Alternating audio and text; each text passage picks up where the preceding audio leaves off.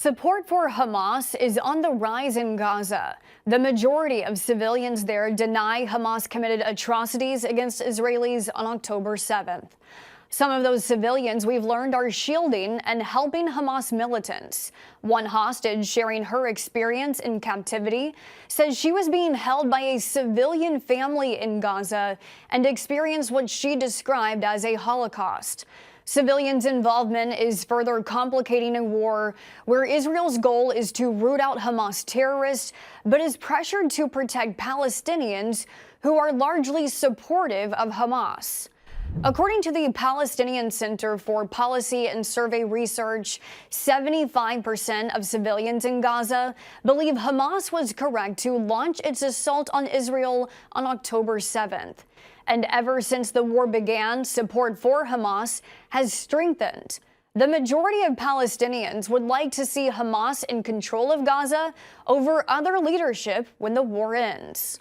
21-year-old Mia Shim, a hostage taken by Hamas during a music festival, is now sharing her experience, saying she felt like an animal in the safari, operated on without anesthesia to treat a gunshot wound in her arm. Hamas released a video of Mia during her time in captivity, where she is heard saying she is fine. But now, free and away from the terrorist, she describes what is the truth. Mia was one of the fortunate ones released in a hostage prisoner exchange last month.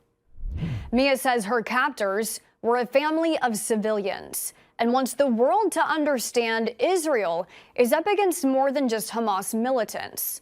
Mia says everyone over there is a terrorist. Suddenly, I realize that I'm with a family. Suddenly, I'm asking myself questions. Why am I in some family's home?